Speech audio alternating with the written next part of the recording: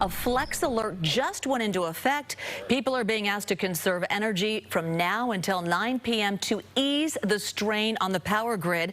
We have team coverage. We begin with Brian Hackney tracking the warm temperatures. Brian. Juliet, if you're close to the shoreline, then you are close to what you see behind me. That is a layer of fog, so you might be thinking, what heat, why flex alert? Well, the farther you get away from the coastline, the warmer it's going to get, as per usual at this time of the year. In Travis right now, it is 96 degrees, Concord 95. Livermore's in the mid-90s as well.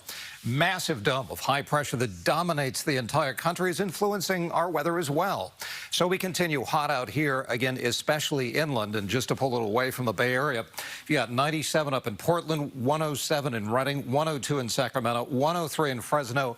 That is why so much pressure is being put on the grid, and that's what we're going to hear about now. Kenny? All right.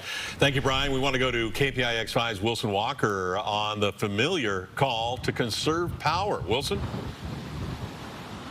Yeah, Ken, another warm day, another call for everyone to use less energy. Are we hitting the point of flex alert fatigue?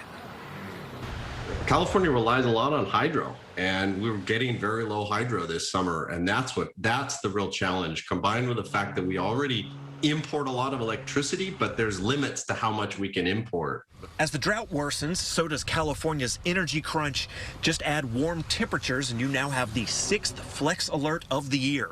It turns into white noise, and it turns into the boy who cried wolf. As with any calls to do anything, I think you get desensitized over time. Lucas Davis is a professor and researcher at UC Berkeley's Energy Institute. He understands why a lot of Californians are increasingly frustrated with the power situation. It makes you wonder how are things being managed? Set aside the longer-term questions about the state's energy needs, there's the immediate problem of avoiding brownouts in the near term, and that will mean conservation. But I don't think flex alerts are the way to do it. I think there's just not that much a lot of households can do. Just as California has large-scale water users, the state also has big energy users. Davis says a better approach might be to encourage conservation where the most energy is actually being used, and that is certainly not your average home.